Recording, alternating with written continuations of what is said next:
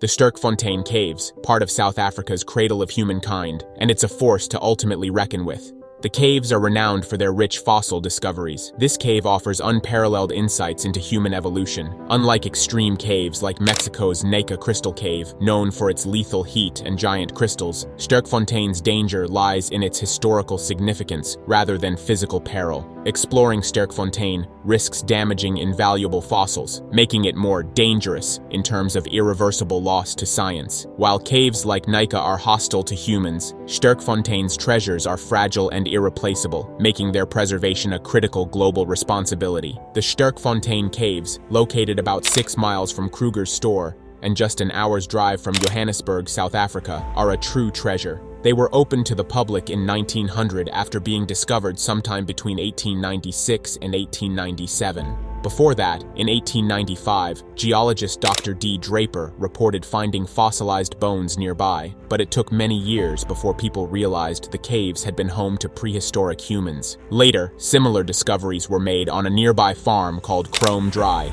leading to the creation of a paleontological reserve in 1946. Today, visiting the Sterkfontein Caves is like stepping into history. Modern walkways and a boardwalk make it easy to explore the site, where world-famous fossils have been uncovered. Tours start above ground, giving visitors a taste of what's to come. Then, they head deep into the caves to uncover secrets of the past. You'll hear stories of how the caves formed, learn about the amazing fossils found there, and even see the stunning stalagmites and stalactites that make the place look like something out of a fantasy world. Sterkfontein is part of the cradle of humankind, a 181 square mile area of bushveld that's a treasure trove of fossils. This region earned its name after a series of surprising events revealed its ancient riches. The magic ingredient here is dolomite, a sedimentary rock that plays a vital role in forming the caves and preserving the artifacts inside. Without dolomite, this incredible window into the past simply wouldn't exist. Exploring the Sterkfontein Caves and the cradle of humankind is like walking through the pages of history. From ancient fossils to the awe-inspiring natural formations, it's a journey back to a time when prehistoric humans roamed the earth. The demand for lime from limestone grew rapidly due to mining, agriculture, and construction projects. Lime became essential for making cement and was widely used in construction. In agriculture, it helped reduce soil acidity, and some farmers even added it to livestock feed to boost calcium levels. Miners relied on lime to neutralize acids used in gold processing. Accessing the lime caves, however, was no easy task.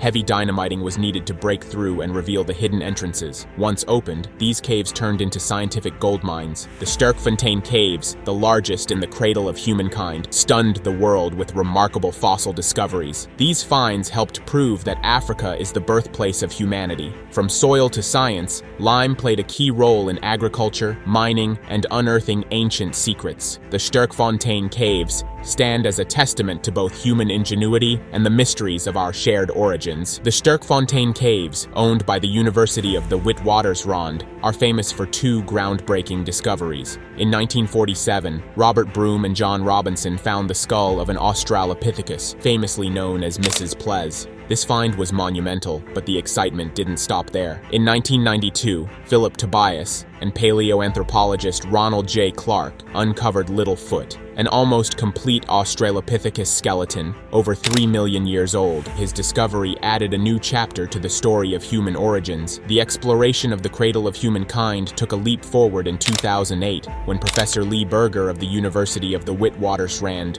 used Google Earth to identify more potential cave sites. With a keen eye for detail, Berger spotted clusters of white stinkwood and wild olive trees, which thrive in the limestone-rich soil of the region. This clever observation led to the identification of 500 additional possible cave sites in the cradle. Today, the cradle of humankind boasts over 30 fossil-bearing sites, making it one of the richest areas for early human fossils. More than a third of all known early hominid fossils have been found in the Sterkfontein Caves alone. These caves continue to tell the incredible story of humanity's roots, drawing scientists and visitors alike into their depths. From ancient skulls to cutting-edge technology, the Sterkfontein Caves prove that our past is as fascinating as it is deep. The Sterkfontein tragedy is a heartbreaking tale of bad luck, and missed chances that ended in Peter Verl's long, painful ordeal and eventual death. This disaster took place in the awe-inspiring Sterkfontein cave system, a stunning network of underground passages in South Africa. Known for incredible anthropological discoveries, including a 2.3-million-year-old skeleton, this cave system is full of mysteries. Most of it consists of dry areas, but Nuno Gomes had spent the last few months exploring its wet sections, drawn by their challenge and mystery. On September 29th, Nuno led a small, determined group into the cave. His goal was to set a permanent guideline reaching the farthest point of the wet section. His team included Mill Hall, Peter Verl, and Malcolm Keeping. These men had an important job. They would feed the line from the surface and act as surface monitors during the dive. Nuno had already completed this exact dive twice before, so he was confident the plan would go smoothly. The task involved laying the guideline across a stretch of 396 feet. The line began at the Milner Lake entrance, passed through a narrow, challenging squeeze, and ended at a tiny air pocket located at the end of the main tunnel. Once the line was set, Nuno, Peter, and Malcolm decided to follow it recreationally. The dive, while not deep at just 13 feet, offered its own challenges, with its tight spaces and twists. The air pocket they reached was a small, claustrophobic space, just 30 square feet, like a short, narrow hallway, only 3 feet wide and 10 feet long. The men navigated the line carefully, weaving through the Swiss cheese-like structure of the cave. Eventually, they surfaced in the tiny air pocket, one after the other. For a brief, magical moment, they shared a sense of wonder. They realized they might be the first humans ever to stand there, in a space untouched for millions of years. The thought was thrilling, giving them the feeling of being true explorers. They imagined what treasures or ancient remains might lie hidden in those dark, mysterious passages. This was the last time the three men would talk together. Their excitement was short-lived as they turned to head back to the Milner Lake area, planning to retrace their steps along the guideline. Nuno led the way confidently, with Peter and Malcolm following closely behind. The tunnel was shallow, and the guideline provided a straightforward path to the exit. As they swam, Nuno suddenly felt a sharp tug on his fin. Malcolm signaled to him urgently. Peter was no longer with them. Concerned, Nuno turned back to look. For a few tense moments, he scanned the surrounding darkness, then caught sight of a faint beam of light. Peter's flashlight was glowing faintly in one of the many side tunnels. Nuno's initial reaction was irritation, but he understood. The urge to explore, to peek into the unknown, was powerful. The side passages were tempting, their dark openings beckoning with the promise of discovery. Nuno signaled to Peter, urging him to return to the guideline. Reluctantly,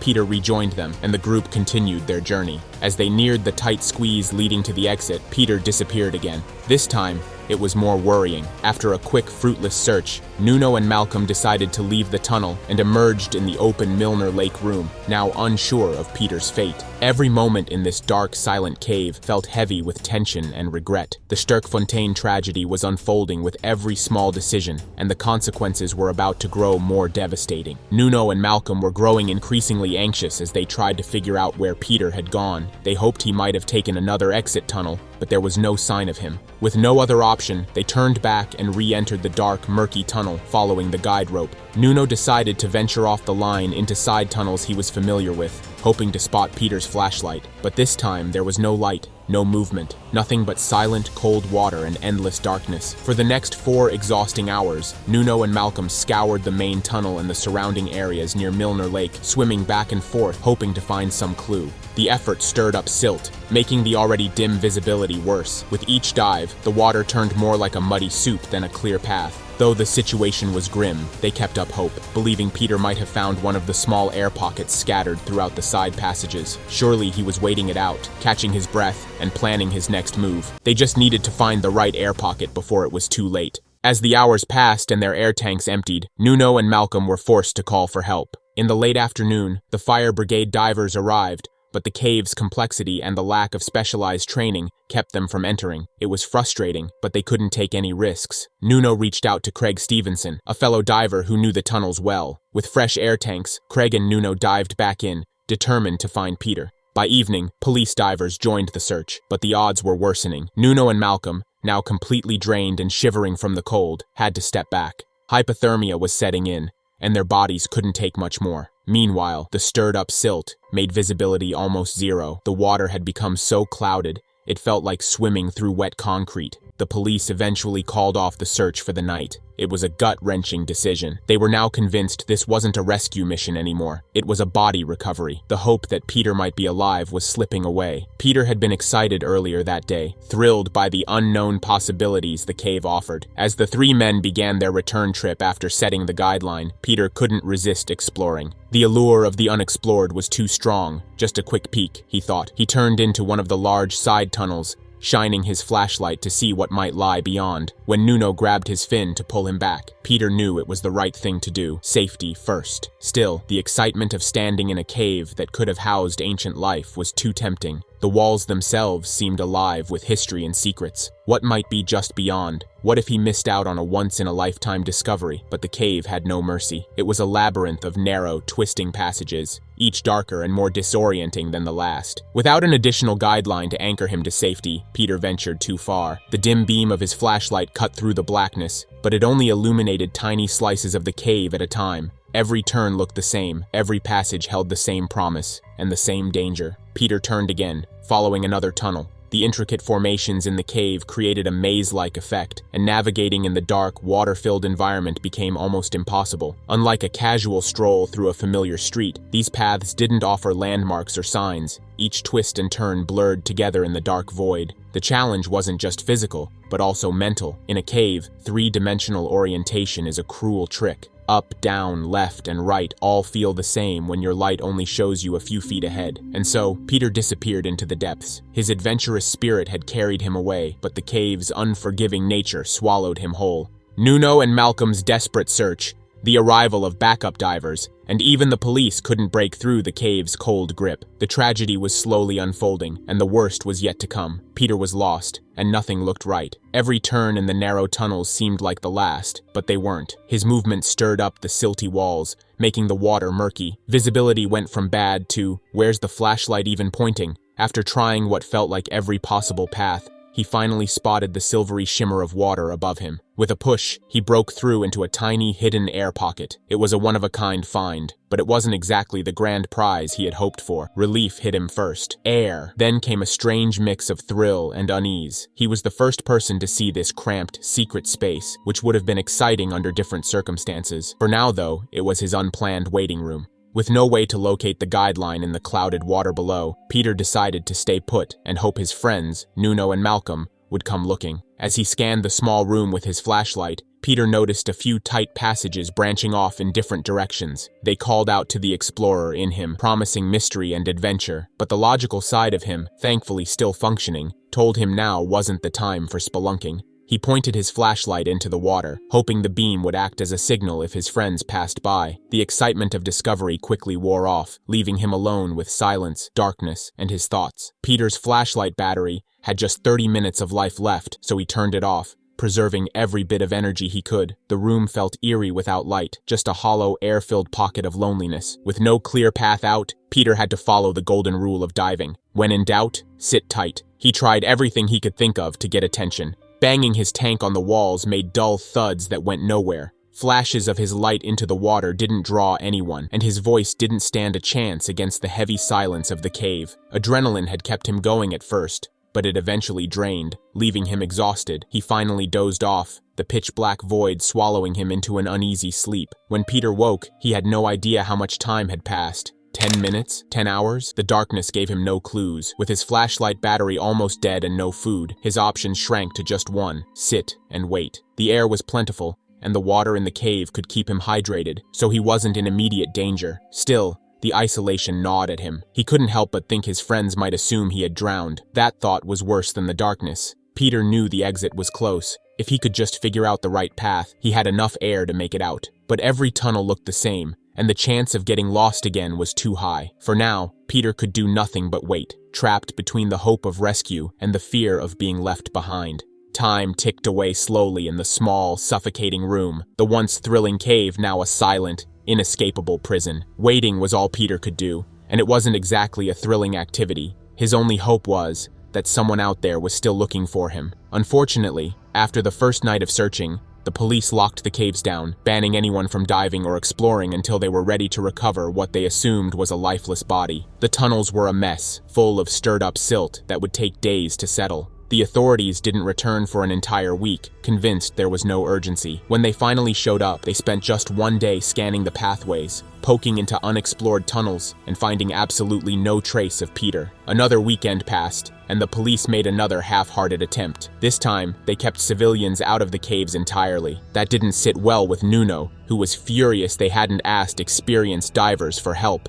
Determined to do something, he plotted ways to sneak in and search for Peter himself. Little did he know, Peter was still alive, clinging to hope, and waging a battle against time and his own body. As days turned into weeks, Peter must have realized that rescue wasn't coming anytime soon. Trapped in total darkness and unbearable silence, he was left with only his thoughts and the faint hope that someone would find his tiny air pocket. Hunger gnawed at him like an unrelenting monster. With his flashlight long dead, he occasionally crawled to the edges of the room, feeling his way through the suffocating blackness. Once, he followed a path about 120 feet from the water's edge, only to hit a dead end. Disappointed and drained, he returned to his watery prison, too weak to try again. Peter's reality had become a nightmare of endless isolation. Studies suggest that even a few hours of complete silence and darkness can make someone lose their grip on reality. Peter endured this torment for weeks. His mind was likely playing tricks on him, and hallucinations may have been his only company. His body, deprived of food, was wasting away, feeding on its own muscles just to survive. Starvation is brutal enough, but combine it with the sensory deprivation and loneliness Peter faced, and it's hard to imagine a worse kind of suffering. In this pitch-black void, Peter had no way to measure time. The only clue might have been the growth of his beard, which had become noticeably longer.